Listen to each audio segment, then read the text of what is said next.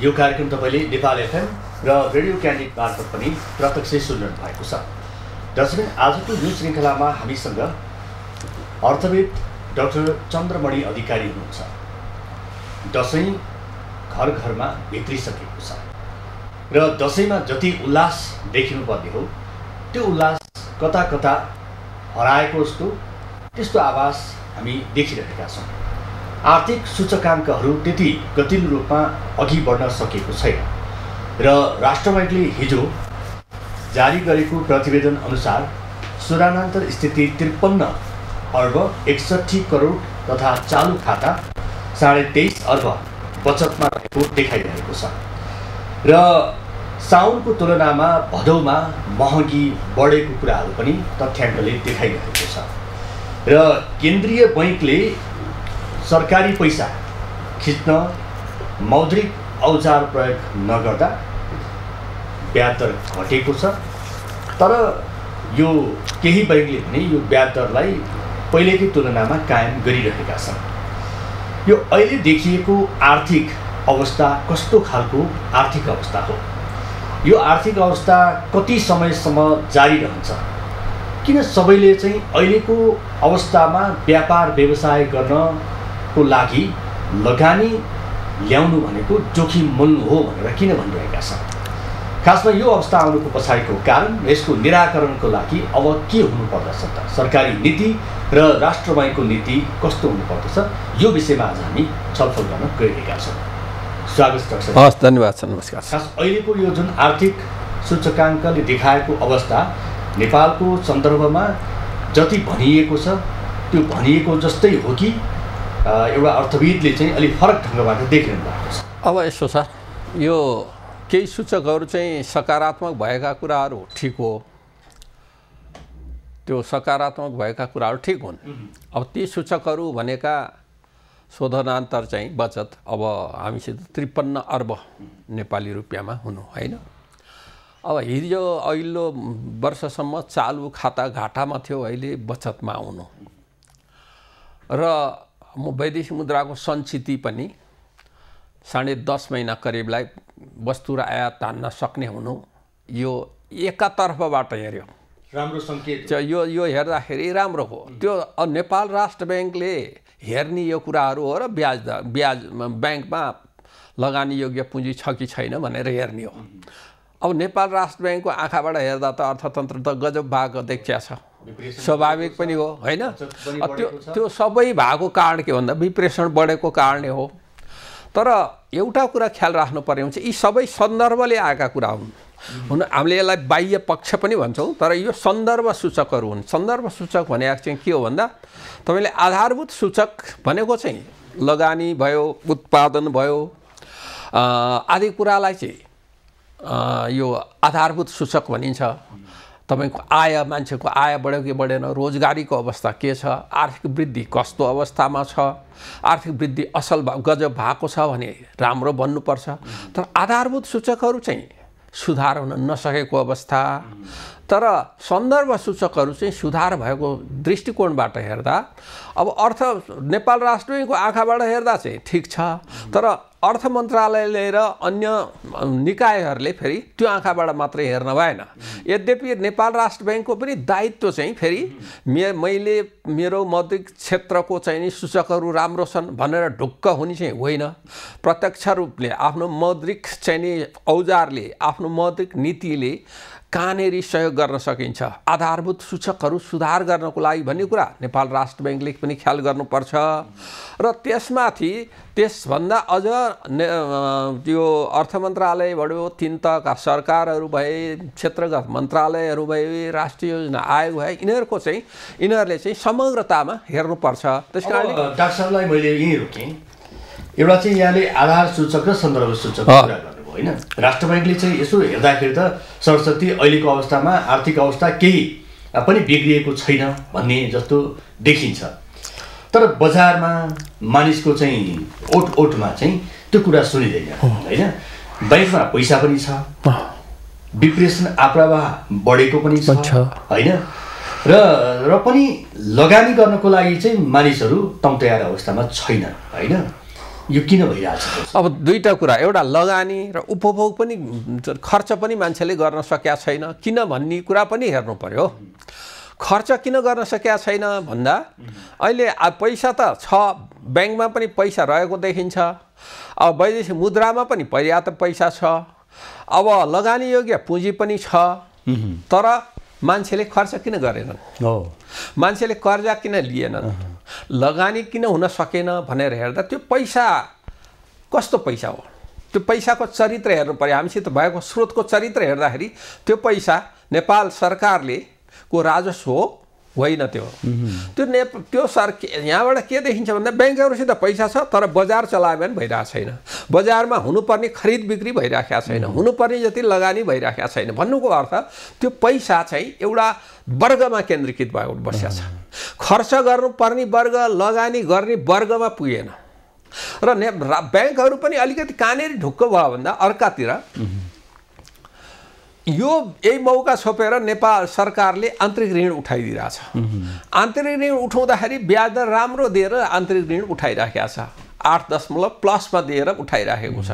अनि ब्याङ्कहरू पनि ढुक्क भएर उनीहरू आफ्नो आधार दर भन्दा अलिकति माथिकै पैसा पाएपछि त उनीहरू त्यो सरकारलाई लगानी गर्न चाहिँ सरकारी चाहिँ सेक्युरिटिजहरुमा लगानी गरेर, सुरक्षणहरुमा लगानी गरेर ब्याङ्कहरू पनि ढुक्क भएर बसे।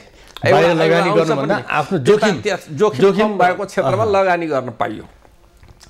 अब अहिले ब्याज दर चाहिँ नि बढ्यो किन भन्दा फिक्स डिपोजिटको रेशियो बढेको छ, अघिल्लो साल भन्दा निकै बढेको पनि छ। त्यसले गर्दा फिक्स डिपोजिटमा चाहिँ नि ब्याज बढी दिनासाथ अब 3टा खालको बचत हुन्छ। एउटा चाहिँ चालु खाता हुन्छ जहाँ बचत चाहिँ नि ब्याज दिँदैनन्, त्यो चलिरहेछ हैन, चलिरहेछ। अब अर्को चाहिँ बचत खाता, सामान्य लेनदेन गरिराख्ने खाता, त्यो अवधि अनुसारको ब्याज पाइने। अब त्यसको चाहिँ अर्को चाहिँ आवधिक भनौँ समय निर्धारणको बचत चाहिँ नि मुद्दती निक्षेप भनेर भन्छौँ त्यो।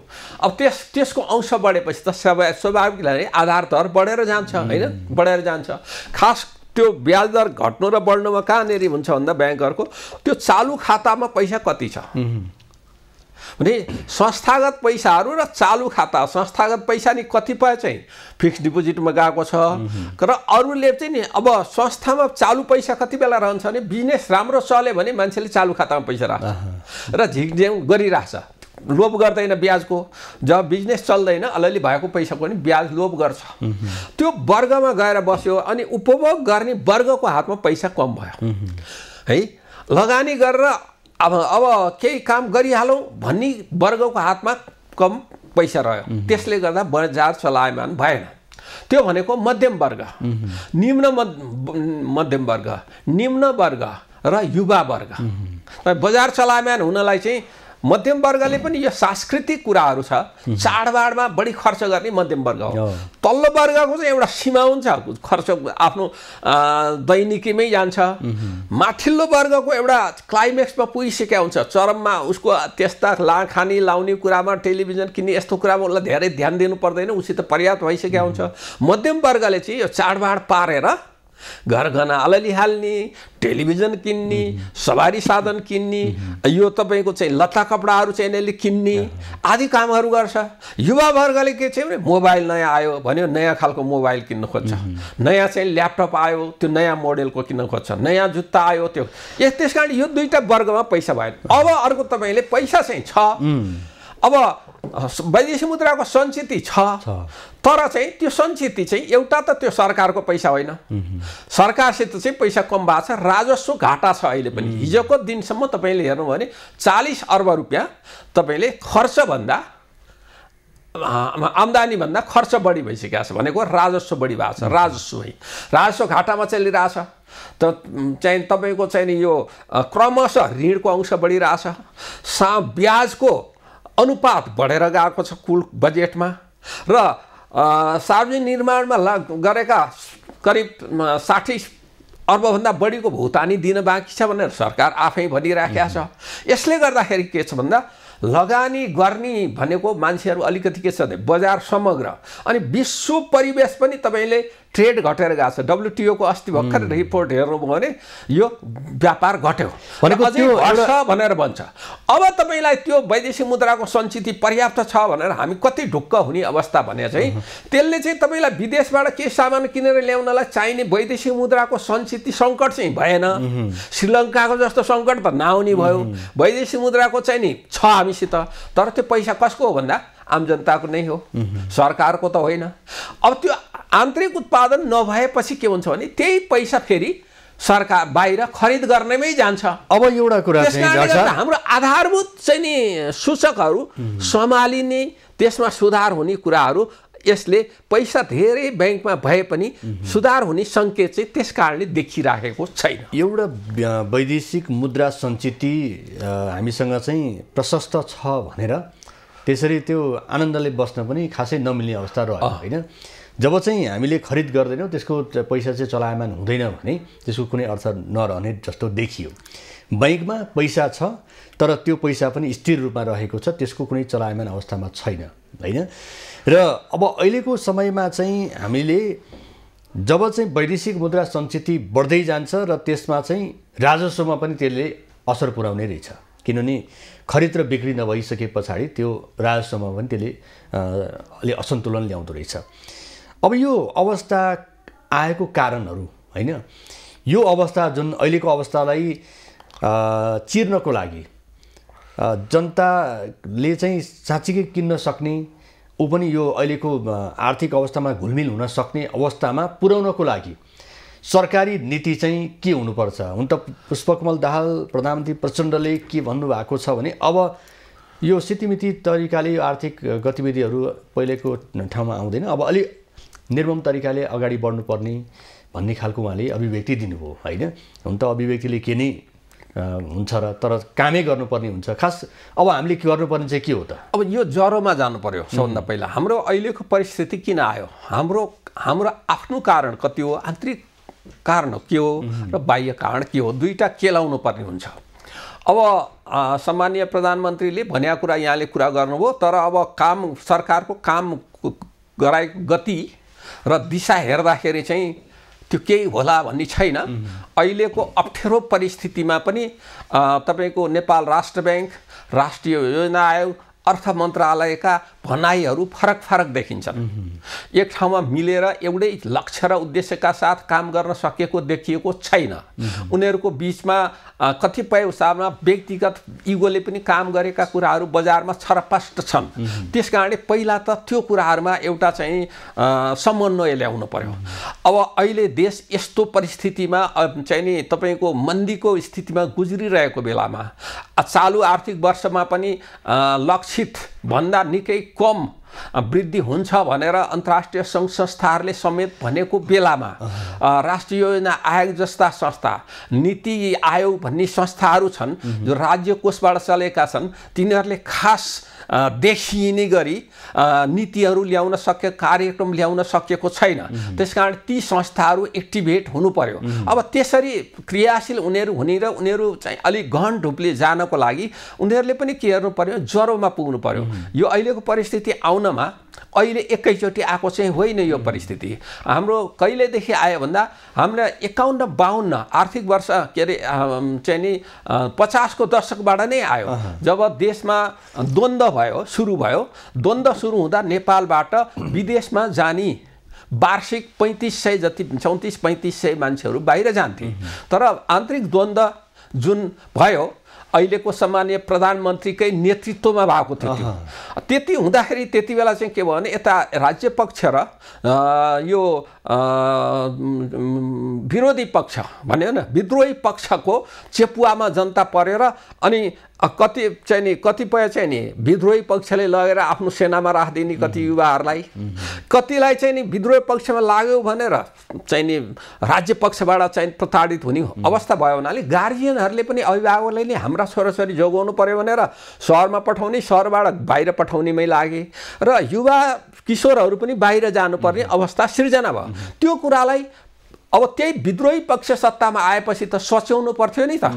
नीतिगत हिसाबले, कार्यक्रमिक हिसाबले, व्यवहारको हिसाबले, कार्यशैलीको हिसाबले सुधार गर्नुपर्ने, त्यसो सुधार भएन र त्योही पक्ष सत्तामा आइसकेपछि पनि शान्ति सम्झौता भएर सम्झौता आइसकेपछि 66-67मा सबभन्दा बढी मान्छे बढी गए। अहिले गत साल त्यसलाई पनि त्यो अभिलेखलाई पनि उ गर्यो। अब यो वैदेशिक यो रोजगार र युवा पलायनको सन्दर्भ यहाँले जोड्नुभयो होइन।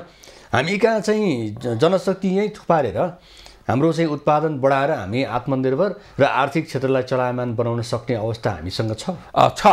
तर अब जसरी तपाईँले सङ्कट निम्त्याउनु भयो, अप्ठ्याराहरू निम्त्याउनु भयो, अलिकति त्योभन्दा अलिक तीव्र रूपमा त्यो काम गर्नुपर्ने हुन्छ। त्यही गतिले त फेरि फर्केला, तर फेरि 50-20 वर्ष लागेर त भएन। तर सबभन्दा पहिला कुरा के हो भन्दा शिक्षा प्रणालीमा सुधार गर्नु पर्यो। तर अहिले त 12 पढेपछि मान्छे नेपालमा बस्नै चाहँदैन। हो, तपाईँको सबभन्दा पहिलो के छ भन्दाखेरि तपाईँलाई भनौँ न, अघि पनि मैले भने युवा हाम्रो स्रोत के हो? सबभन्दा पहिला त जनशक्ति हो। हाम्रो सबभन्दा ठुलो स्रोत जनशक्ति हो। दोस्रो जनशक्ति हो प्राकृतिक स्रोत। अब प्राकृतिक स्रोतमा तपाईँसित के छ भन्दाखेरि तपाईँसित जलस्रोत छ र विश्वमै हाम्रो चाहिँ फ्रेस वाटर, व्हाइट कोल दिने खालको चाहिँ वाटर छ। त्यसको उपयोग गर्नुपर्छ। त्यसको उपयोग गर्ने भनेको सिँचाइमा उपयोग गर्ने, जलविद्युतमा उपयोग गर्ने, चाहिँ नि विभिन्न खालको त्यो सञ्चित गरेर चाहिँ नि उत्पादन बढाउने, आन्तरिक उत्पादन बढाउने, अब त्यसको सौन्दर्यीकरणमा प्रयोग गरेर पर्यटकीय क्षेत्रमा बढाउने। एउटा जनशक्ति, जलशक्ति, वन, जमिन, यी कुराहरू त छन् नि हामीसित। अब हामीले चाहिँ यो जलवायु स्रोत पहिचान गरेर त्यसबाट चाहिँ हामीसँग सम्भावना छ भनेर त्यो धेरै पहिलादेखि भन्दै आइरहेका छौँ होइन। तर अहिलेको देखिएको यो टड्कारो समस्या भन्छ नि त, पहिला त अब घाउ, पहिला सानो घाउलाई निको बनाउनु पर्यो नि, त्यो अलि पछाडि लाभ लिने भने त अलि परको कुरा होला। हामीसँग नीति निर्माण तहमा हामीसँग विभागीय मन्त्रालयदेखि लिएर त्यसलाई चाहिँ अन्तिम रूप दिने बौद्धिक जगत पनि छन् होइन। त्यसमा चाहिँ सरकारी निकायहरू पनि थुप्रै छन्। हामीसँग स्रोत पहिचान चाहिँ हामीले पहिलेदेखि गर्दै आयौँ, तर त्यसको परिचालन चाहिँ हामीले ध्यान दिन सकेनौँ होइन। अहिले त्यो अलिक परको कुरा होला। अहिलेलाई चाहिँ तत्कालको लागि चाहिँ हामीले के गर्ने? अब यसो छ, त्यसलाई यो ढङ्गले हेर्नु, यसलाई परको कुरा पनि भन्न भएन। तर यही कुरालाई तत्काल के गर्न सकिन्छ है? तपाईँलाई एउटा कुरा भन्नु, तपाईँले जुन देशमा जतिसुकै वैदेशिक मुद्रा थुप्रे तापनि आन्तरिक उत्पादन चाहिँ शून्य हुन्छ भने त्यो वैदेशिक मुद्रा ल्याउने अनि बाहिरकै सामान किनेर खाने हो भने चाहिँ के त्यसबाट हामीलाई के फाइदा हुन्छ त? हामी त्यो वैदेशिक सन्त्री चिज थुप्रियो भनेर गर्व गर्नुपर्ने विषय हुँदैन। त्यो वैदेशिक मुद्रा चाहिन्छ, तर त्यो केबाट आएको वैदेशिक मुद्रा होस् भने एक्सपोर्टबाट आएको होस्, निर्यातबाट निकासीबाट आएको होस्, वैदेशिक लगानीबाट प्राप्त भएको होस्, तपाईँको पर्यटन आयबाट प्राप्त भएको होस्, र हामीले सहयोग चाहिने जुन लिन्छौँ अनुदान आदि भनेर सहयोग लिन्छौँ, त्यो परिचालित भएर आएको ती कुनै होइन। हाम्रो के भन्दा विप्रेषण। त्यस कारणले जो पैसा चाहिँ त्यही परिवारले, त्यही मान्छेले, हाम्रै मान्छेले फेरि बाहिर खरिद गर्नु गरेर त्यो पैसाले हामीलाई काम दिएन क्या, हाम्रो स्वास्थ्य राम्रो बनाएन। भनेको मेहनत गरेर पठाएको पैसा थुप्रिँदैमा त्यही पैसा कमाउने ठाउँ पनि उतै, त्यही सामान खरिदमा चाहिँ पसल पनि उतै रह्यो के। त्यो पैसा खर्च गर्ने ठाउँ चाहिँ एकचोटि हामी कहाँ यहाँ आएर ब्याङ्कमा बस्ने हो, ट्रान्जिट मात्रै भयो हो यो कुरा। अब तपाईँले अहिले यहाँले भन्नुभएको चाहिँ अहिले तत्काललाई मान्छेको अहिलेको राहत कसरी दिने, तत्कालमा मान्छेको चाहिँ उपभोग शक्तिलाई कसरी बनाउने, खर्च क्रय शक्तिलाई कसरी बढाउने, थोरै भने नि लगानी कसरी बढाउने, ब्याङ्कमा भएको चाहिँ त्यो थुप्रिएको पैसालाई कसरी लगानीमा ल्याउने भन्ने यहाँको आशय होइन। त्यसमा चाहिँ के गर्नु पर्यो? सबभन्दा पहिला त प्राथमिक कुरो त के हो भन्दा तपाईँले विश्वास सिर्जना गर्नु पर्यो। अहिले तपाईँले कसैसित कसैको विश्वास छैन। तपाईँले समाजको एउटा पक्षले अर्को पक्षलाई विश्वास गर्दैन, घरमा बाउले छोरालाई विश्वास गर्दैन, राजनीतिक दलमा एउटा दलले अर्को दललाई विश्वास गर्दैन, एउटा दलभित्रको एउटा नेताले अर्को नेतालाई विश्वास गर्दैन, राज्य सरकारप्रति विश्वास छैन, ब्याङ्कप्रति लगानीकर्ताको विश्वास छैन। त्यही विश्वास नभएर हो मैले तपाईँलाई एउटा रमाइलो प्रसङ्ग जोड्न खोजेँ। राजनीतिक दलको विश्वासको कुरामा त्यही विश्वास नभएर हतारमा एउटा चाहिँ कागजमा दलहरूले चाहिँ 3 जना शीर्षस्थ नेताहरूले हस्ताक्षर गरे कोशी प्रदेशको सरकार बनाउने सन्दर्भमा होइन। विश्वास त यहाँ पनि रहन्छ नि, एउटा सानो कागजमा भयो नि, कोरेर भयो नि, त्यो एउटा चाहिँ त्यो लगाम लगाउने काम चाहिँ गर्न थाले। विश्वास नभएको कारणले तपाईँले हेर्नुहोस्, चिरकटोमा एकछिन सही गरेर केही त्यो हुनेवाला केही छैन। तपाईँ र म बस्यौँ भने तपाईँ र म बस्दा आत्मीयता साथ अगाडि बस्दा जति आत्मीयता हुनुपर्छ तपाईँ र म चाहिँ नि के अरे पछाडि पनि त्यत्तिकै मेरो अनुपस्थितिमा पनि तपाईँप्रति मेरो आस्था र विश्वास बढी हुनुपर्छ। हामी कहाँ अगाडि कुरा मिठो गर्ने तर पछाडि गएपछि चाहिँ छिर्के हानेर पोलिट्रिक्स गर्ने। पोलिटिसियनहरू सबै पोलिट्रिसियन्स भयो र पोलिटिक्स चाहिँ पोलिट्रिक्समा बदलेको छ। त्यस कारण यसलाई सबभन्दा पहिला राजनीतिक दलहरूले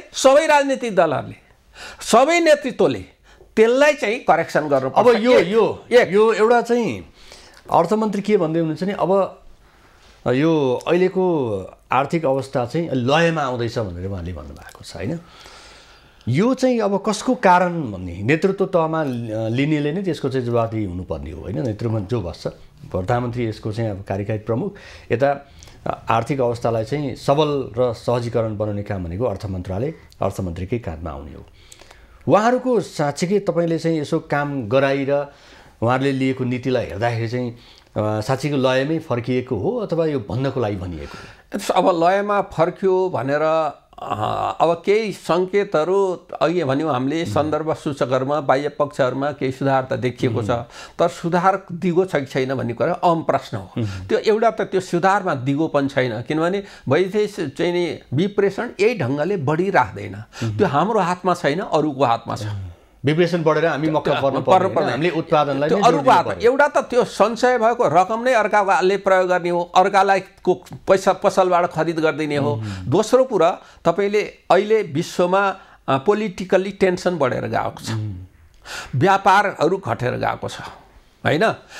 चीन र चाइनामा ध्रुवीकरण हुँदै गएको छ, ध्रुवीकरणको प्रभाव अन्तर्राष्ट्रिय लगानीमा परेको छ, अन्तर्राष्ट्रिय व्यापारमा पर्दै गएको छ एकातिर भने त्यसको प्रभाव भोलि के हुनसक्छ भने हाम्रो विप्रेषणमा पर्न सक्छ। कुन देशमा कति बेला कस्तो खालको, अझ इजरायलको हेर्नुहोस् न, इजरायल पनि सानै भए पनि हाम्रो पैसा आउने ठाउँ त हो नि त होइन, हाम्रा मान्छेले सिक्न जाने ठाउँ त हो नि त। हामीसित 2 अर्बको मात्रै भयो नि, व्यापार त भएको ठाउँ हो नि त। त्यस कारण कति बेला यो कुन ठाउँमा के अवस्था सिर्जना हुन्छ भन्ने अनिश्चितता बढ्दै गएको छ। पोलिटिकल अनस्टेबिलिटी हुँदै गएको छ, इकोनोमिकली अनस्टेबिलिटी हुँदै गएको छ, प्राइसमा अनस्टेबिलिटी हुँदै गएको छ, सप्लाई सिस्टममा अनस्टेबिलिटी बढ्दै गएको छ। त्यस कारणले गर्दा कति बेला त्यो कुरामा प्रभाव पर्छ, प्रतिकूल प्रभाव पर्छ र हाम्रो विप्रेषण घट्न सक्छ। एउटा कुरा त्यो दिगो पनि छैन त्यहाँ। अब दोस्रो कुरा चाहिँ के छ भन्दाखेरि तपाईँले लयमा आयो भन्नलाई चाहिँ तपाईँले सरकारले भनेको लक्षित गरेको आर्थिक वृद्धिको 80% चाहिँ कमसेकम चाहिँ हासिल हुने अवस्था आउनु पर्यो।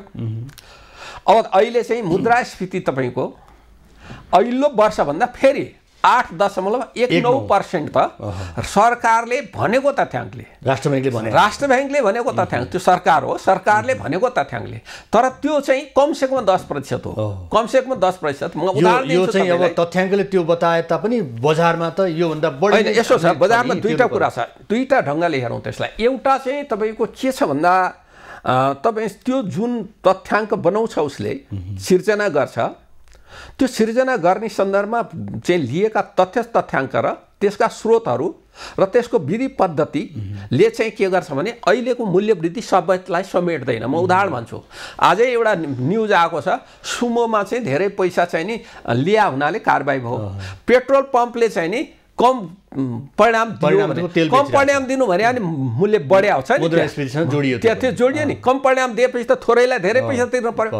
अब यी कुरालाई त समेट्दैन त्यसले। उसले त के भन्छ भने कागजमा लेखिएको, सरकारले निर्धारण गरेको भाडा दर लिन्छ, सरकारले निर्धारण गरेको प्रति लिटर पेट्रोलको दर लिन्छ, डिजलको दर लिन्छ, त्यो त कभर गरिया छ। एउटा सामान्य उदाहरण त अहिले पछिल्लो देखिएको चिनीकै उदाहरण लियो। रक्सोलमा 70 रुपियाँ किलो रहेछ प्रति केजी चिनी, नेपाली रुपियाँ नेपालीहरूले किनिरहेका छन्। यो वीरगञ्ज नेपाल सीमा होइन भने यहाँ काठमाडौँ आउँदाखेरि 140, 150, 160सम्म तिरेको कुरा पनि हामी सुन्यौँ होइन। अब यो मुद्रास्फीति राष्ट्रबैङ्कले देखाएको 8.19% को कहाँ कायम भयो? मैले अध्ययन गर्दाखेरि मेरो चाहिँ नि अब्जर्भेसनहरूबाट के देखिन्छ भने सरकारले जति भन्छ त्यसमा सरकारले भनेकोमा 1/4 थप्नुपर्छ। 1/4 थप्यो भने अनि त्यो करिब पुग्छ भनेको तपाईँको 8% भयो, 19 भयो भन्नुको मतलब 10 प्लस भयो बढी एक 10 अब दोस्रो कुरा तपाईले अब केमा मूल्य बढेको छ भनेर हेर्नुस् भने मसलामा 46% मूल्य बढ्यो, त्यो त कति हो, तरकारीमा 14% मूल्य बढ्यो हैन, चिनीमा 14% 17% बढ्यो।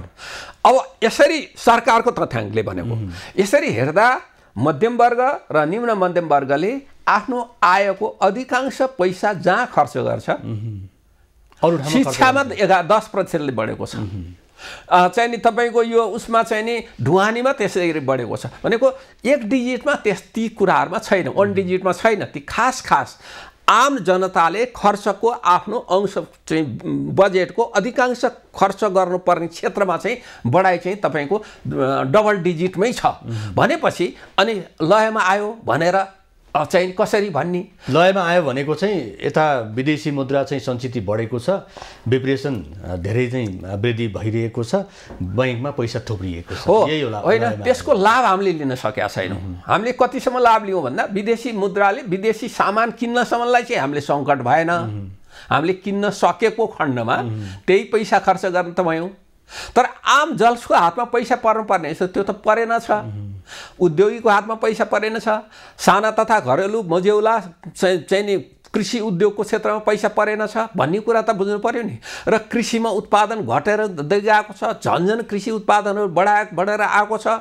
अब तपाईको चाहिँ शेयर मार्केट झन्झन बढ्ने उदै देखिँदैन भनेपछि तपाईको बैंकमा चाहिँ नि पैसा छ अथवा वैदेशिक मुद्रामा सञ्चित छ भनेकै भरले हामीले अर्थतन्त्र लयमा आयो भनेर भन्नलाई हामीले अब मैले एउटा अर्थशास्त्रीको दृष्टिकोणले अर्थमन्त्रीको के हो बाध्यता होला, सरकारमा बसेपछि निराशाजनक कुरा गर्नलाई गाह्रो हुन्छ उहाँहरूलाई। हामी वास्तविक कुरा यथार्थ भन्दा चाहिँ अवास्तविक कुरा पोलिटिसियनहरुको चाहिँ के हुन्छ भने तपाई बाहिर आउना साथ ध्वस्तै भयो, खत्तमै भयो, धराशायी भयो। अहिले चाहिँ विपक्षी दलको चाहिँ नि सित जोडिएका अर्थशास्त्रीहरूले चाहिँ के भन्छन् भन्दा बाहिर सरकार बसेको धराशायी भइसक्यो भन्नुहुन्छ, भित्र बस्नेले गजब भइराखेको छ भन्नुहुन्छ। हामीले त हाम्रो आँखाले त त्यसो भन्न हाम्रो धर्मले दिँदैन, त्यस कारणले गर्दा हामी धराशायी चाहिँ भएको होइनौं। तर हामी चाहिँ अत्यन्त चुनौतीको चाङमा छौं, अप्ठ्याराहरूको चाङमा छौं, सुधार गर्ने ठाउँ छ। अघि मैले भने फेरि सुधारको ठाउँमा अलिकति आउँदाखेरि समय सकियो। अब सुधारको ठाउँमा आउँदा एउटा नीतिगत सुधारको कुरा, एउटा कार्यगत सुधारको कुरा, एउटा अल्पकालमा के गर्दा जनताको हातमा अलिकति पैसा पुठाउन सकिन्छ भन्ने कुरामा चाहिँ नि वित्त नीति र यो चाहिँ नि मौद्रिक नीतिको बीचमा अलि अझ संयोजन ल्याउनु पर्छ। केही स्टिमुलस प्याकेजहरु पनि ल्याउन पर्छ। कुन क्षेत्रमा भने उत्पादनमूलक क्षेत्रमा पठाउनको लागि। र अहिले मान्छेले हातमा पैसा नभएर खान नपाउने अवस्था भएकोहरूलाई चाहिँ केही दिनु पनि पर्छ। त्यसकारणले गर्दा दोस्रो चाहिँ अनि नीतिगत सुधार गरेर अब तपाई अहिले भएका चाहिँ नि अप्ठ्याराहरू के हुन् भनेर 16औं योजना बन्दैछ।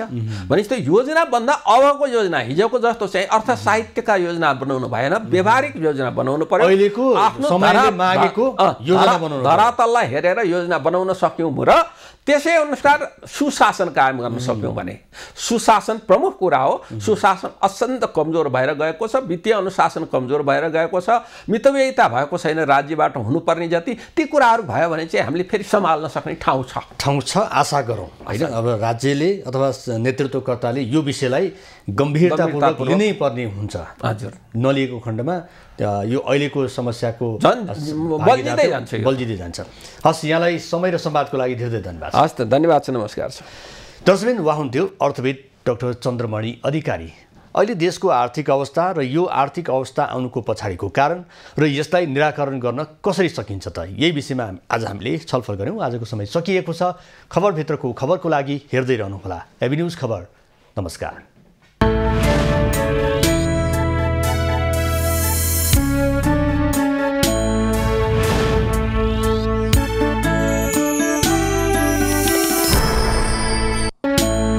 व्यक्ति, विषय र विशेषको साथमा एभरेस्ट मोमो मसाला, टेस्टमा बेस्ट एभरेस्ट।